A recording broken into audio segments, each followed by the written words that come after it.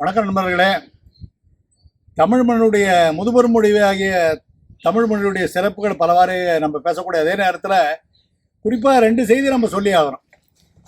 இலக்கிய வளம் சொன்னால் இந்த மாதிரி ஒரு இலக்கிய வளம் எங்கேயுமே நீங்கள் எந்த மொழியும் பார்க்கறது வாய்ப்பு இல்லைன்னு தான் நினைக்கிறேன். அதாவது தொல்காப்பியம் தொடங்கி அதுக்கு பல தடவை சொல்லியிருக்கோம்.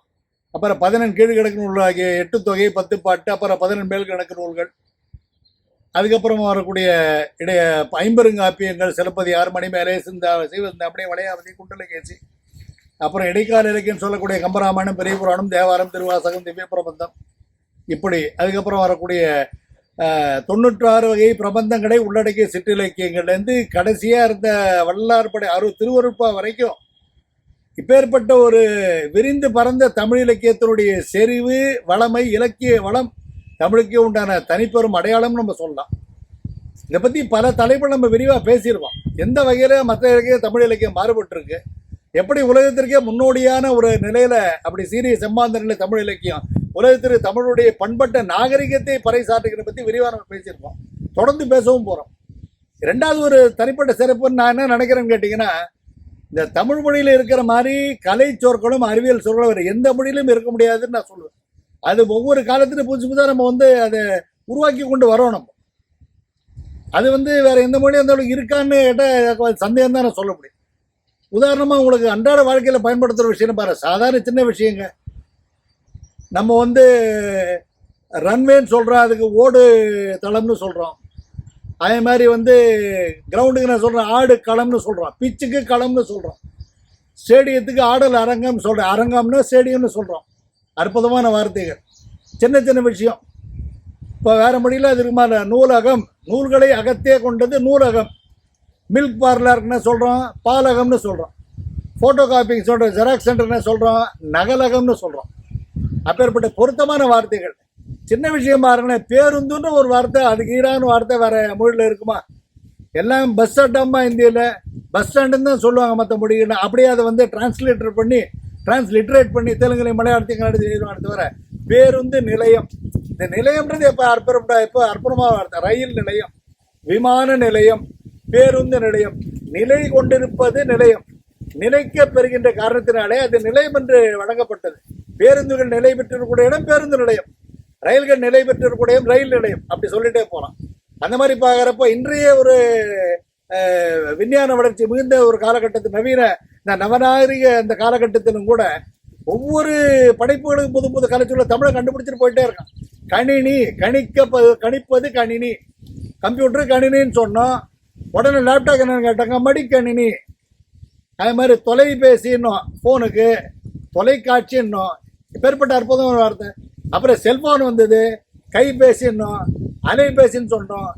அதுக்கு ஒரு மாதிரி வீடியோக்குன்னு சொல்கிற காணொலி, ஆடியோக்கு காதொலி பதிவு, சொல்லிகிட்டே போகலாம்.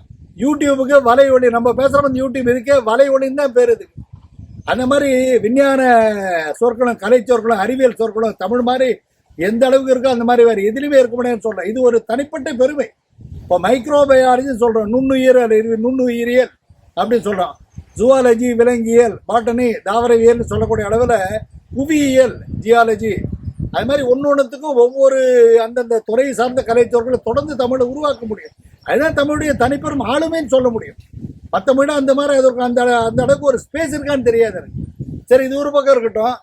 நம்மளுக்கு என்ன ஒரு தாழ்வு மனப்பான ஒரு 300 ஆண்டுகள் கிட்டத்தட்ட ஒரு 500 ஆண்டுகள் முகலாயர் படைப்பின நாடு சீரழிக்கப்பட்டது, கொள்ளையடிக்கப்பட்டது. அதுக்கப்புறம் ஆங்கிலேயர் ஆட்சி காலத்தில் நாடு அடிமைப்பட்டு கொண்டிருந்த ஒரு காலகட்டத்தில் நம்மளுடைய உண்மைகள் மறைக்கப்பட்டன. இன்னைக்கு உலகத்தில் கூட அது மருத்துவமாகட்டும், அறிவியலாகட்டும், விஞ்ஞானம், எந்த ஒரு துறை சார்ந்த அறிவியலாக இருக்கட்டும், வான்வெளி ஆராய்ச்சியிலேருந்து அது மருத்துவவியல்லேருந்து உங்களுக்கு எந்த ஒரு துறை எடுத்துகிறாலும், ஃபிசிக்ஸு, கெமிஸ்ட்ரி, பயாலஜி, ஜுவாலஜி, அப்புறம் மைக்ரோபயாலஜி, ஆந்த்ரோபாலஜி, சோசியல் சயின்ஸ், எந்த ஒரு ஃபீல்டு எடுத்துட்டாலும் தமிழருடைய பண்பாட்டு நாகரிகத்தில் சொல்லப்படாத விஷயமே கிடையாது. இத்தனை கண்டுபிடிப்புகள் மூலமே தமிழுடைய நாகரிகம் சொன்னால் அது மிகையாகாது. அதில் 2 உதாரணத்தை பார்ப்போம். நம்மளுக்கு என்ன தப்பாகவே சொல்லிக் கொடுத்து வளர்த்துருக்காங்க. நாங்களாம் ஸ்கூல் படிக்கிறப்போ உலகம் உருண்டை ஆனதுன்னு கலிலியோ கண்டுபிடிச்சாருனாங்க. ரொம்ப ரொம்ப தவறு. கலிலியோ வாரத்துக்கு 1000, 2000, 3000 வருஷத்துக்கு முன்னாடி நம்ம தமிழை சொல்லிட்டாது. அது எப்படின்னு பார்ப்போமே. இப்போ எல்லாரும் ஏற்றக்கூடிய உலக பொதுமறை திருவள்ளுவரில் எழுதின திருக்குறளை ஒரே ஒரு குறளை சொல்கிறேன் பாருங்க. உழவனுடைய ஒரு பெருமையை சொல்லக்கூடிய அளவில், விவசாயத்தினுடைய மேலாண்மையை சொல்லக்கூடிய இடத்தை பெருமையை பறைசாற்றக்கூடிய அளவில் சொல்ல ஒரு திருக்குறள் பாருங்க. சுழன்றும் ஏற்பினது உலகம், அதனால் உடந்தும் உடவே தரையினார். விவசாயம் இல்லைன்னா உலகமே இல்லையான்னு சொல்றப்ப சுழன்றும் ஏற்பினது உலகம். இப்போ இந்திய மக்கள் தமிழர்களை தட்டான நினைச்சு உலகம் தட்டையான நினைச்சிருந்தாங்கன்னா அது எப்படி சுழன்றும் ஏற்பின உலகம் திருவள்ளுவர் எழுதியிருப்பாரு? யோசிக்கணும்ல. அப்ப திருவள்ளுவர் காலத்துல சுழன்றும் ஏற்பினது உலகம் சொல்றதுனாலே உலகம் உருண்டையானது, சுடலக்கூடிய இருந்தது உண்மையை கண்டுபிடிச்சு சொல்லியிருக்கான்னு புரியும். இப்ப புரியுதா? கலினியோக்கு முன்னாடி திருவள்ளுவர் சொல்லிட்டாருன்னு. திருவள்ளுவர் மட்டுமா சொன்னாரு? திருக்குறள்லயே எவ்வளவு விஷயத்துல வருதுங்க. கோளை பத்தி எவ்வளவோ பாடல் இருக்கு, இலக்கியங்கள்ல பல இலக்கியங்களை சொல்லியிருக்காங்க. கோளில் பொறியில் குணமிலவே என் குணத்தான் தாளை வணங்கான் தலை. அப்ப கோள்னு சொல்றது என்ன? நம்மளுடைய உலகத்தை சொல்றாரு. அதே மாதிரி ஞானசம்பந்தர் தேவார பதிகத்துல கோள் அரு பதிகம்னே பாடியிருக்காரு அவர். அதே பிற்காலத்துல கோளாறு பதிகம் கோளாறு பண்ணிட்டாங்க. அது கோள் அரு பதிகம். வானத்தில் இருக்கக்கூடிய விண்மீன்கள் போல இருக்கக்கூடிய பல கோள்கள்ல பூமியும் ஒன்று. அந்த அண்டத்தில் இருக்கக்கூடிய அந்த மில்கிவேன்னு சொல்லுங்க, பால்வெளியில் இருக்கக்கூடிய அந்த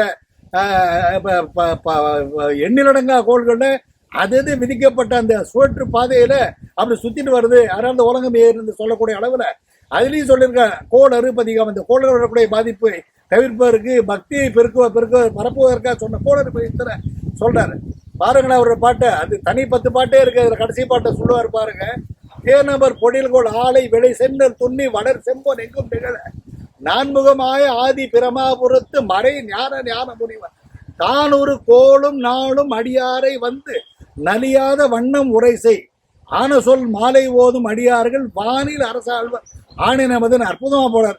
இந்த ஒரு பாட்டு தனியாக வழக்கம் சொன்ன 1 மணி நேரம் சொல்லாது போட்டோம். அப்ப கோள்களுடைய பெருமை, கோளுடைய தாக்கத்தையும் சொல்லியிருக்காருன்னா அப்ப கோள்கள்ல கோளுடைய தாக்கம் அந்த இன்னொரு கோளை தானே பாதிக்கும். இந்த உலகம் தட்டன்னு நம்ம சொல்லலை. நம்ம தான் கோள்கள் மாதிரி உலகம் உருண்டையானது சூழக்கூடிய கண்டுபிடி தமிழான்றது பறைசாற்றுகள் இந்த எத்தனை உதாரணம் சொல்லிட்டு இருக்கேன் நான். அந்த மாதிரி பார்த்தீங்கன்னா எண்ணற்ற உதாரணம் சொல்லிட்டே போகலாம். இன்னொரு உதாரணம் சொல்கிறேன், மழையை பற்றி சொல்கிறேன். ஒவ்வொரு துறையிலையும் அறிவியல் எந்தெந்த கண்டுபிடி எப்படி கண்டுபிடிச்ச சொன்னால் அதுவே கிட்டத்தட்ட ஒரு 10 நாளைக்கு பேசலாம் அதை பற்றி. இந்த தலைப்புடைய நோக்கம் என்னன்னா, இன்று நம்ம பரவலாக பேசப்படுகின்ற அனைத்து விஞ்ஞான கண்டுபிடிப்புகளும் அறிவியல் சார்ந்த அந்த ஒரு ஆராய்ச்சிகளுக்கும் மூலம் கருப்பொருள் எங்கே வந்தது அப்படின்னு சொல்ல தமிழருடைய பண்பாடு சீரிய அந்த வளமான நாகரிகத்தினுடைய அது அடிகோலி தான் அப்படி வந்திருக்குன்றதை காட்டுறதே அந்த உதாரணம் சொல்லிட்டு. இப்போ மழையை பற்றி எல்லாம் என்ன சொல்கிறாங்க? இவாபரேஷன், கண்டென்சேஷன், அப்புறம் மழை வருதுன்னு சொல்லுவோம். இப்போ பூமியில் நீர்நிலை அப்படியே கடல்லேருந்து தண்ணி ஆவியாக போகுது, மேலே போய் மேகமாக மாறுது, குடிந்த மழையாக கூட்டுன்னு சொல்ல வெள்ளக்காரன் சொன்னால் சொல்கிற கிடையவே கிடையாது. ஆண்டாள் பாசுரம் சொல்கிறாரு பாருங்க. இப்போதான் மாளிகை மாதம்னு முடிஞ்ச 2 மாதத்துக்கு முன்னாடி இந்த ஆண்டாள் பாசுரம் முக்கியமான ஒரு பாசுரம். மழை எப்படி பெய்யுதுன்றது ஆண்டாள் அந்த குறிப்பால் உணர்த்துறான். அது கிருஷ்ண பக்தியாக எழுதப்பட்ட அந்த ஒரு பெரிய இலக்கியமாக இருந்தால் கூட அந்த 30 நாள் பாட்டுலையும் அந்த 30 பாசுரங்களும் அப்பேற்பட்ட அறிய உண்மைகள் இருக்கு. இந்த ஒரு பாட்டை கேளுங்கண்ணே. ஆழிமடை கண்ணா ஒன்று நீ கைகரவே ஆழி உட்புக்கு முகந்து கொடார் தேறி ஊழி முதல்வன் உருவம் போல் மெய்கருத்து பாடியந்தோளுடைய பத்மநாபன் கையில் ஆழி போல் மின்னி வலம்புரி போல் நின்றதிருந்து தாழாதே சாரங்கம் உதைத்த சரமடை போல் வாட உலகில் பெய்திடாய் நாங்களும் மார்கை நீராட மகிழ்ந்தேர் வரும்போது முடிப்பாங்க. ஆடிமடை கண்ணா ஒன்றினை கைகரவேல் சொல்ற இடத்துல இந்த வார்த்தையை கவனிங்க. ஆடி உட்புக்கு முகந்து கொடார் தேறி, அப்படியே உள்ள போய் கடல்ல இருந்து மொண்டுன்னு மேகமா போகுது. ஆடி உட்புக்கு முகந்து கொடார் தேறி, அப்புறம் கிளவுட் ஃபார்ம் ஆகுது, அப்படியே கார் மேகம் என்ன சொல்றாங்க, ஊழி முதல்வன் உருவம் போல் பிரளயகாந்தர் ருத்ரனுடைய உருவம் போல் மெய் கருத்து பாடியந்தோளுடைய பத்மநாபன் கையில் சக்கரை இருக்கு பாருங்க, பெருமாள் கையில சக்கரம் போல மின்னல் வருது. அப்புறம் பாடியந்தோளுடைய பத்மநாபன் கையில் ஆழி போல் நின்னி வலம்பொறி போல் சங்கு ஊதுற மாதிரி வலம்பொறி போல் நின்று அதிர்ந்து இடி இடிக்குது. தாழாதே சாரங்கம் உதைத்த சரமடை, எப்படி ராமனுடைய குழந்தை வில்லு அப்படியே சர்ன்னு அப்படியே நான் ஸ்டாப்பா வந்துட்டே இருக்குமோ, கண்டினியூஸா பர்பச்சுவலா வருது. அப்படி ஒரு மழை பெஞ்சது காரணமா சொல்லக்கூடாதா? தாழாதே சாரங்கம் உதைத்த சரமடை போல் அப்படி பெய்கின்றார். மழை பெய்திடாய் வாட உலகில் மார்கழி நீராட விழுந்தரும் எம்பான்னு சொல்றேன். எதுக்கு இதை விளக்கமா சொல்றேன்னு கேட்டீங்கன்னா, இப்ப மழை எங்கேருந்து பொழியுது, எப்படி ஆரம்பிச்சு கடல் நீர் ஆவிய போய் மழையை போயிட்டது. வெள்ளக்காரன் சொல்லப்பட நம்ம தமிழ ஆண்டாள் நாச்சியார் சொல்லிட காட்டுறதே அந்த உதாரணம் சொன்னேன். உலகம் உருண்டையான்னு சொல்றது வெள்ளக்காரன் சொல்ல நம்ம தமிழர் பண்பாடு சொன்னது கோளறு பயத்தில் உதாரணம் சொன்னேன். இப்படி சொல்லிட்டே போகலாம். மருத்துவத்துறையில 1-2 சொல்லி முடிக்கிறேன்னு. இப்ப சித்த மருத்துவம்னு சொல்றோம். சித்த மருத்துவருடைய மகத்துவ பெருமையே பல உண்மைகள் மறைக்கப்பட்டன, வெளிச்சத்துக்கு வரல. நம்ம ஆளுங்களுக்கு அதை பத்தி பல விஷயம் தெரியல. 2 உதாரணம் சொல்லி முடிக்கிறேன். சாதாரணமாக டெய்லி சேர்த்துக்கிற இஞ்சியை சேர்த்துக்கடா, கடுக்காயை சேர்த்துக்கனால சொல்கிறத அற்புதமாக சொல்லியிருக்காரு பாருங்க. காலை இஞ்சி சித்தர் பாட்டு. காலை இஞ்சி கடும்பகல் சுக்கு மாலை கடுக்காய் மண்டலம் உண்ணவே கோல் ஊன்றி குறி நடக்கும் கிழவர் கோலை நீக்கி குழாவி நடப்பேன்னார். காலை இஞ்சி காலம்பர் இஞ்சியை சேர்த்துங்க, கடும்பகல் சுக்கு சேர்த்துங்க, மாலை கடுக்காயை சாப்பிடுங்க. அப்படி ஒரு மண்டலம் சாப்பிட்டீங்கன்னா என்ன ஆகும்னா, காலை இஞ்சி கடும்பகல் சுக்கு மாலை கடுக்காய் மண்டலம் உண்ணவே கோல் ஊன்றி குறி நடக்கும் கிழவர். அப்படி வாக்கிங் வச்சு தடுமாறுற கிழமை 70 வயசு கிழவன்னா கோலை நீக்கி குறை சும்மா வீரமா அப்படி ஜம்மு நடந்து போவாங்களாம். அந்த மாதிரி சொல்றாங்கன்னா பார்த்தாங்கன்னா இப்படி பல விஷயம் சொல்லிட்டே போகலாம். மாங்காய்ப்பால் உண்டு மலை மேல் இருப்போருக்கு தேங்காய்ப்பால் எதுக்கடி அப்படி குதம்பான்னு சொல்ல சித்தர் பாட்டில் வரக்கூடிய பாட்டு இருக்கு. அதே மாதிரி வட்டார வழக்கத்தில் எவ்வளோ சின்ன சின்ன விஷயம் அறிவியல் சொல்கிறோம் பாருங்க.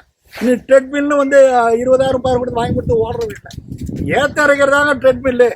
படைக்காலத்து ஏற்றத்தில் பார்த்தீங்கன்னா ட்ரெட்மில் இப்படி போகிறது, இப்படி ஏறி ஏறி இறக்கிறீங்கன்னா நின்ன இடத்துலேருந்து ஒரு பக்கம் தண்ணியை முன்னும் அந்த பக்கம் போகிறப்ப ஆட்டோமேட்டிக் தண்ணி வந்து அந்த வாய்க்காலில் பாயும். அப்போது இந்த மாதிரி பல வாரம் சொல்லிகிட்டே போகலாம். அதே மாதிரி சின்ன சின்ன விஷயம் பாருங்கண்ணே. ஆவாரம் பூ இருக்க சாவாரை கண்டனு சொன்ன ஆவாரம் பூவுடைய பெருமை சொல்கிறப்ப ஆவாரம் பூவை நீங்கள் சாப்பிட்டீங்கன்னா இளமை பெருங்கும் ஆயுள் கூட ஆவாரம் பூ ஆவாரை பூத்திருக்க சாவாரை கண்டனு சொன்னாங்க. இன்னொன்று சொல்ல ஆனால் படப்படி புரியாமல் இருக்கணும்ப்பா. அது மாதிரி முருங்கை நட்டவே வெறுங்கையோட போவானாங்க. அதனால தப்பாக புரிஞ்சிடும். முருங்கை நட்டா நான் வெறும் நஷ்டம் தான் வரும், விவசாயத்தில் பணம் கிடைக்கான்னு தப்பாக புரிஞ்சிடும். அப்படி கிடையாது. முருங்கை நட்டவே வெறுங்கையோட போவான்னு சொன்னால் முருங்கை பூ, முருங்கை காய், முருங்கை கீரைக்கூடிய அந்த அடப்பரிய அந்த மருத்துவ குணங்களை எடுத்து சொல்லக்கூடிய மோதனமாக சொல்லியிருக்கேன். நீ கூட முருங்கைக்கீரை சூப்புன்னு சாப்பிட்றோம். அந்த முருங்கை இலையை காய வச்சு தான் மோரிங்காய் போடுறோன்னு 200 ரூபாய்க்கு வித்துட்டு ரோட்டில். அந்த முருங்கைக்கு என்ன ஒரு பெரிய ஒரு வீரியன்னு கேட்டிங்கன்னா, மற்ற எந்த உணவு சாப்பிட்டாலும் அது இறைப்பையில ஜீரணிக்கப்பட்டு அப்புறம் கல்லீரலுக்கு போய் அது தன்மயமாக தான் அசிமுலேஷன் சொல்லுவாங்க. அதுக்கப்புறமா ரத்தத்தில் வந்து சேரணும். ஆனால் முருங்கை அப்படின்னா டைரெக்டாக உங்களுக்கு வந்து ஆன்லைன் ஆர்டர் புக் பண்ணுற மாதிரி டைரெக்டாக பிளட்டில் கொண்டு சேர்த்துரும். It bypass the assimilation process. நம்ம தன்மயமாக உள்ள இறைப்பையிலேருந்து கல்லீரலில் போய் தன்மயமாகக்கூடிய ப்ராசஸ்லாம் விட்டுட்டு நேரடியாக அப்படியே போய் அந்த எலும்புடைய திசுக்களை போய் சேரும். அந்த வலிமையை கூட்டுன்ற உணர்ந்தால தான் முருங்கையை நட்டவன் வெறுங்கையோட போவான், கடைசி வரைக்கும் இளமையோட இருப்பான், ஆரோக்கியமாக இருப்பான், வலுவான அப்படி அந்த ஒரு நல்ல ஒரு வைரம் மாஞ்ச உடற்கட்டமைப்போடு இருப்பான். சொல்கிற எவ்வளோதான் முருங்கையை நட்டவன் வெறுங்கையோட போனான்னு சொன்னாங்க. இந்த மாதிரி சொல்லிட்டே போகலாம். என்னுடைய நோக்கம்னு கேட்டிங்கன்னா, நானும் உங்களை மாதிரி ஒரு மாணவன் தான். தமிழருடைய சீரிய சம்பாந்த அந்த வாழ்வியல் அந்த நடைமுறையில் இந்த பண்பட்ட முதிர்ந்த நாகரிகனுடைய முதிர்ச்சியின் வெளிப்பாடாக பல அறிவியல் உண்மைகளை அன்றைக்கே கண்டுபிடிச்சி சொல்லியிருக்காங்க. அதெல்லாம் தேடி கண்டுபிடிச்சி அதை அப்படியே பிற்காலத்தில் வெள்ளக்காரனா மற்ற ஐரோப்பிய நாடு சேர்ந்தவங்களும் கண்டுபிடிச்சி சொன்னதாக நம்ம நம்பிட்டு இருக்கோமே. அந்த நிலைமை மாறணும். தமிழுடைய பண்பாட்டு தான் எல்லாத்துக்கும் மூலம், தமிழ் மொழி தான் மூலம். மொழிகளுக்கு மட்டும் மூலம் இல்லை, வாழ்வியல் கோட்பாடுகளுக்கும் அரசியல் சித்தாந்தங்களுக்கும் ஒழுக்க நடைமுறைகளுக்கும் நீதி போதனைகளும் மட்டும் இல்லை, அறிவியலுக்கும் தமிழ் தான் மூலம், தமிழுடைய நாகரிகம் தான் மூலன்றதை உணர்த்துக்காக தான் அறிவியலும் தமிழுடைய தலைப்பில் பல செய்திகளை நம்ம வருங்காலத்தில் பார்க்க போகிறோம். அதற்கு முத்தாய்ப்பாக இந்த உலகம் உருண்டையானது, கோள் வடிவத்தில் இருக்கக்கூடியது, சூழக்கூடியது உண்மையை புகட்டக்கூடிய அளவில் சில உதாரணங்களையும், மழை எப்படி பொய்துன்றதை கண்டுபிடித்த கன்வெக்ஷன் ரெயின்ஃபால், வெப்பம் தூக்கிய மழை, வெப்பசான மழை சொல்லக்கூடிய மழையினுடைய அது எப்படி பெய்கின்றது, அதனுடைய விரிவான விளக்கத்தை ஆண்டாளுடைய பாடம்லாம் பார்த்தோம். என்ன நண்பர்களே, இந்த பதிவில் இந்த அளவில் நிறைவு செய்கிறேன். இதோட ஒரு சிறப்பான தலைவரை உங்களை கூடியவரை சந்திக்கலாம்னு முடிவு பண்ணியிருக்கேன். அது வரைக்கும் நீங்கள் எனக்கு தொடர்ந்து லைக் பண்ணுங்கள், ஷேர் பண்ணுங்கள், சப்ஸ்கிரைப் பண்ணுங்கள். மீண்டும் சந்திக்கும் வரை உங்களிடம் நன்றி கூறி விடைபெறுவது உங்கள் நண்பன் ஆசங்கர். நன்றி, வணக்கம்.